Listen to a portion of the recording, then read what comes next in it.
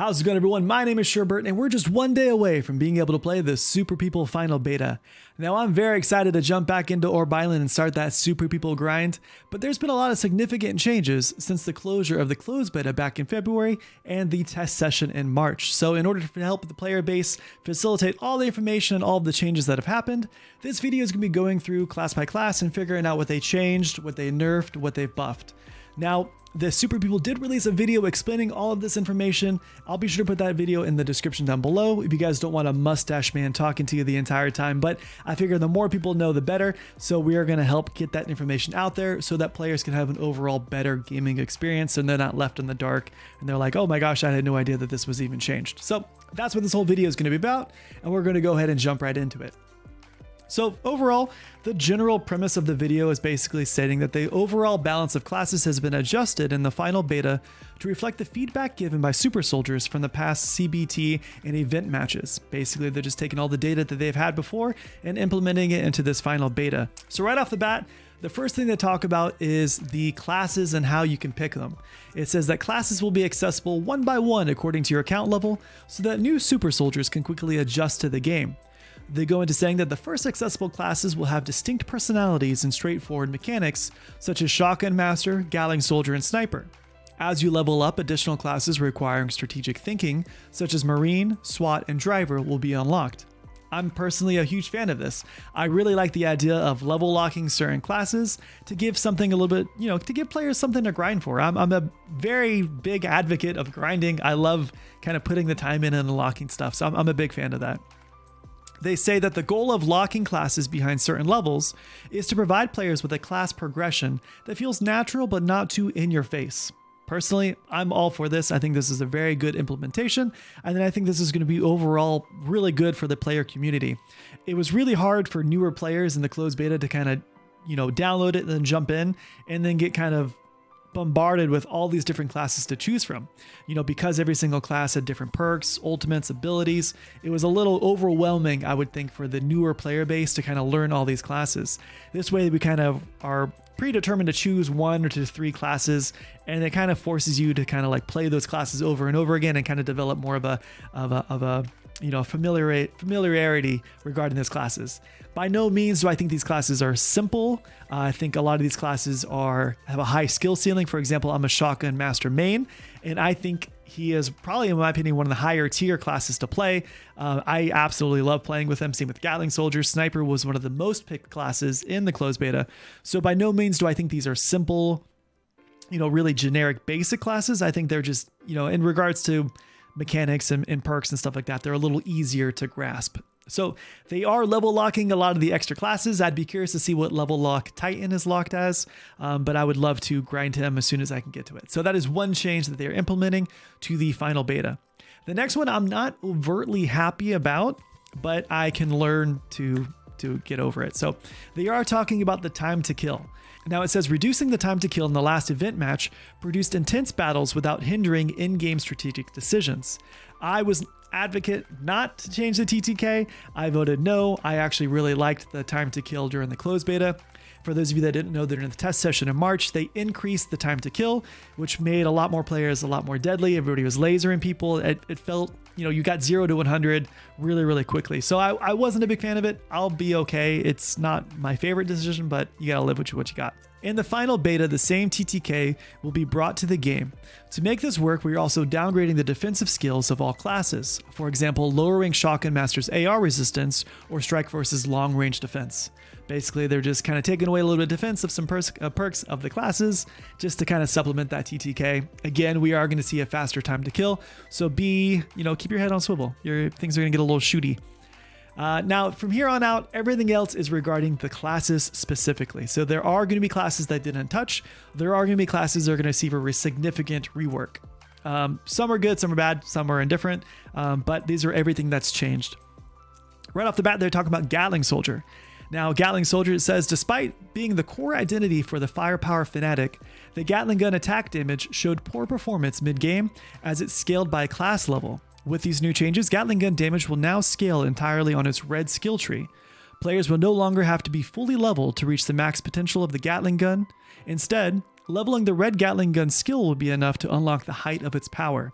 Basically what this is saying is that Gatling Gun is going to be a lot more applicable early on in the levels. You don't have to be so dependent on getting that higher level 28 level cap, right? It's going to be just as deadly at level 10 as it would be at level 28, as long as that red skill Gatling Gun perk is leveled. So, if you're a Gatling Gun soldier, be sure to start eating those red pills. You're going to want to level that Gatling Gun as quickly as you can. You will be a force to be reckoned with. It is going to be very, very disgusting to see all these Gatling Gun soldiers. So that's a really good change. I'm very happy for that.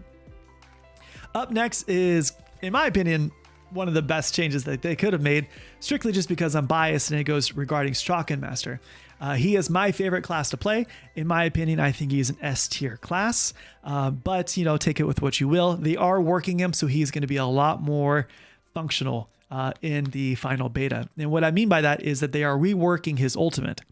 It says the Shotgun Master has undergone major changes to his ultimate.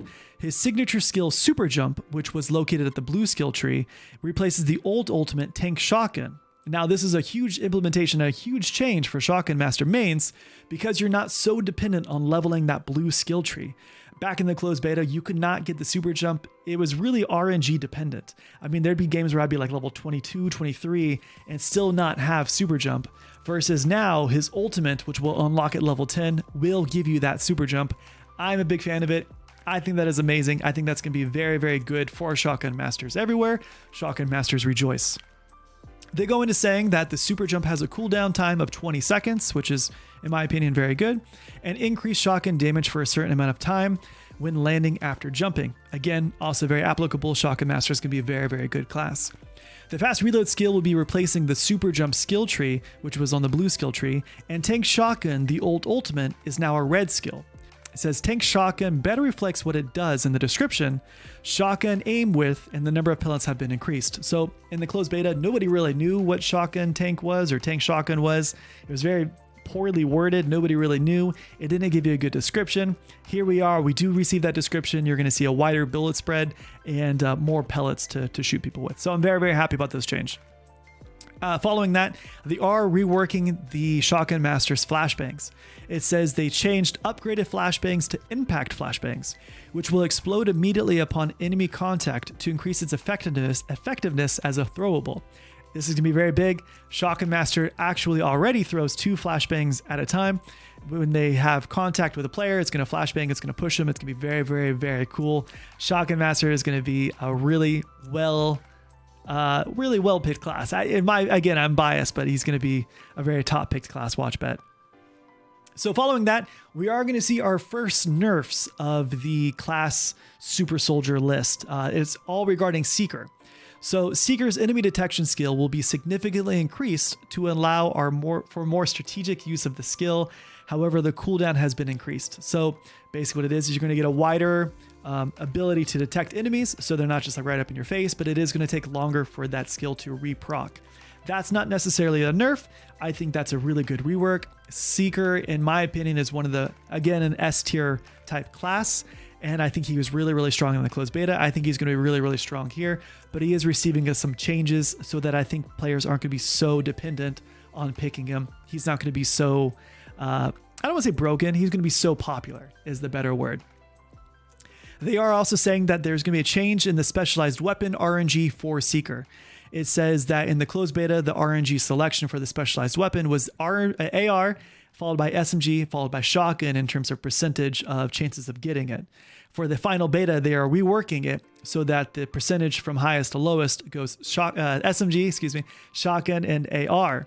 So it's saying that it's increasing the chances of having an SMG as a specialized weapon, promoting more close, combat fighting. So very, very happy with that. Seeker with an AR was really strong. I feel like Seeker with SMG is going to be very applicable as well. Seeker with a Saiga 12K was also really strong, by the way. If you haven't tried it, I would try it. It's really, really good.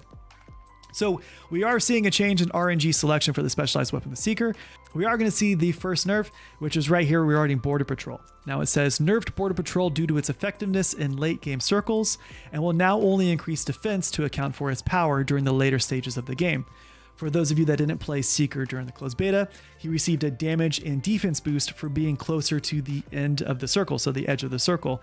Regarding that and in-game capability, everything's the end of the circle, so he's always getting that defense and power boost.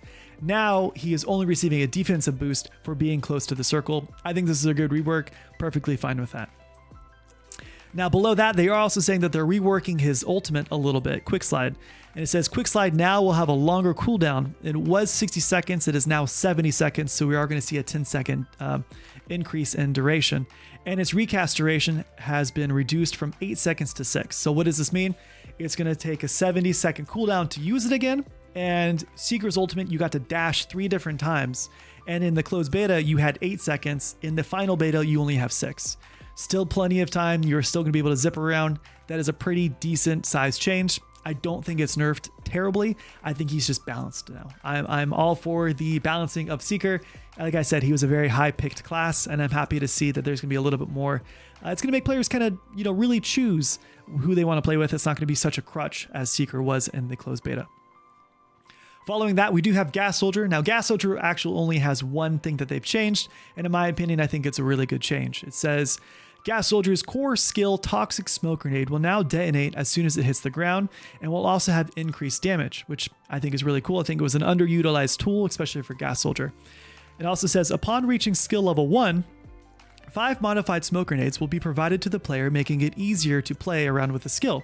So what does that mean? It means as soon as you get Toxic Smoke Grenade unlocked, you're already going to get 5 in your inventory. Now, I think this is a really good change. I think it's going to make Gas Soldier a lot more versatile. He doesn't have any mobility, but to substitute his lack of mobility, he's going to have a lot more gassiness, a lot more fire. He's going to be a lot more of a powerhouse to deal with. So I think it's fun. I'm all for it.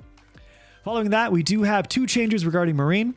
Now, in my opinion, Marine needs a lot more than just 2 changes to make it applicable, to make it useful. In regards to tier system, Marine is, I would say, about a C tier. I just don't think his home ground's very good. I think certain perks aren't really that great, but we are going to see 2 changes. It says Marine's homemade C4 cooldown has been greatly reduced. The Marine will now be able to actively use the homemade C4 skill to accommodate and change their playstyle. So basically, we received a cooldown regarding the use of the C4. In the closed beta, it was 60 seconds at level 1. It's now 45. In the closed beta at level 2, it was 45. It's now 30. And then at level 3, it was 20. Now it's only 15 seconds. So we are going to see a lot more C4 usage. How you use it and where you use it is completely up to the player, but you will be able to use it more. After that, they are going to say that they're reworking the anti-air skill and has been modified to increase the accuracy and damage depending on the firing angle of the player. If you didn't play in the closed beta, basically what this means is that every single time the Marine is shooting in an upward direction, so he's fighting a roof camper, he's fighting somebody on a hill or on a cliff, he is going to do an increased amount of damage and also have an increased amount of defense. Perfectly fine with that. It's a very situational perk. I'm happy to see that change. I think it's fine. Following that, we do have Teleporter. Now, again, in my opinion, Teleporter's Tomahawk skill needs to be reworked, but you know what? They don't ask me for this kind of stuff, so I just got to do with what I got. Teleporter's Tomahawk was changed just a little bit. It says the Tomahawk skill will now be seeing some changes. Weapon damage will be increased when the axe is thrown at nearby enemies within 10 meters. I don't really ever saw the need to use the Tomahawk. It seemed more of like a meme kind of perk. It seemed like if you were like school in the lobby and the last guy wasn't really with it, you could kind of do some cool like 360 Tomahawk shots. I never saw, a lot of practicality in the Tomahawk. I could be completely wrong. I could be using it completely wrong, but we'll see during the final beta. You will see an increase in damage within 10 meters. So use that with what you will. And then following that, we do have Nuclear, which is the last of the classes that they have reworked for the final beta. And in my opinion, I think it's a really well-deserved changes. I think Nuclear is going to be really, really well picked. It wasn't really vibing a whole lot in the closed beta. I think it was mostly just due to the high cooldown of the ultimate tactical nuke, but they've reworked that here. It says that Nuclear's ultimate tactical nuke will be seeing some major changes.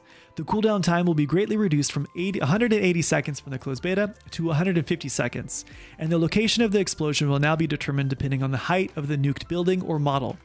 Basically, we're going to see a 30-second cooldown, and it was kind of like this weird buggy thing when it came to nuking buildings that were higher than 3 stories. It would nuke the ground level, and it looks like they've changed that. It says, in the past, nuking a high-level building with 3 or more stories had a problem where the tactical nuke penetrated the building and exploded on the ground floor instead of the point of impact. Therefore, it was difficult to accurately attack the desired point. In the future, the impact point of the tactical nuke will change depending on the height, allowing it to hit the target more effectively. I'm all for that. I think that's super cool. You know what? That's great. But this next one is where I think nuclear gets really, really, really tactical and very fun. It says that they are reworking the RPG, and it says the RPG will also have its cooldown reduced. The difficulty and mechanics have been adjusted to make it easier to use the RPG.